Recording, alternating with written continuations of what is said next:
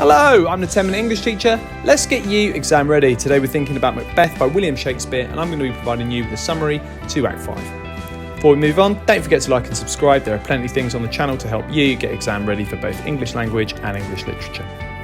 Okay, Act 5. In front of you now are 8 images. Each one of those corresponds to a significant moment that takes place in Act 5. By the end of our time together, you should be able to recall exactly what happens from the start to the end of Act 5.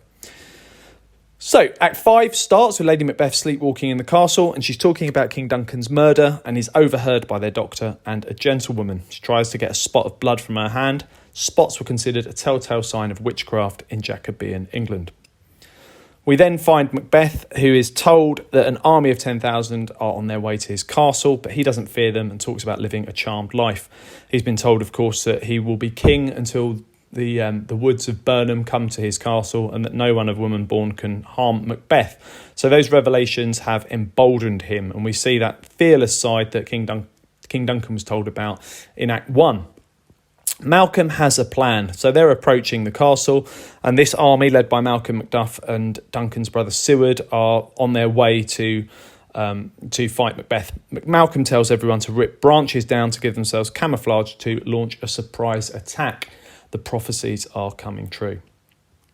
Lady Macbeth then dies. It isn't directly seen on stage, but Macbeth is then told she's died, so we can assume she's killed herself because of the guilt that we've experienced her suffering from at the beginning of the act. Macbeth reflects on his actions and ambitions, coming to the conclusion that life itself is futile and meaningless.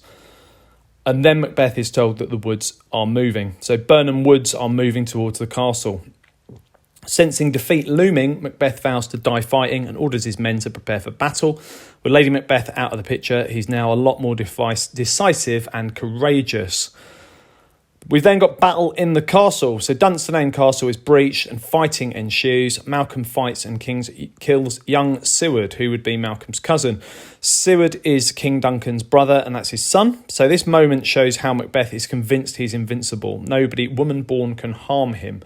So whilst he is under the impression that he might die, he's willing to fight to the end. So whilst he is a sinful and wicked tyrant, we also do see a bit of a courageous side to him here. Macbeth is then killed. So he offers Macduff the opportunity to flee when they confront each other, and makes reference to his murdered family, and then says that nobody woman born can harm Macbeth. So Macduff then tells him that he was untimely ripped from his mother, who likely died in labour. And they fight, and then Macbeth is killed. And then the play comes to an end. So Macbeth is dead and Malcolm is declared king. And Macduff holds Macbeth's severed head in his hands. Malcolm invites the audience to see him crowned at Scone, speaking in iambic pentameter to reflect his status and also to reflect the idea that order has been restored. If you want to take it further, one thing you can do is think about these 8 key moments. Without looking, can you recall exactly what happens and summarise the act?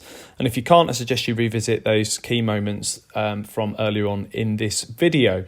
If you've done that, you could then think about key references, key quotes to use for each one of these significant moments. Okay, check out the other videos on my channel. I'll continue to add content. Feel free to ask for something you'd like to see me cover in the comments section. Don't forget to like and subscribe and share, and keep revising.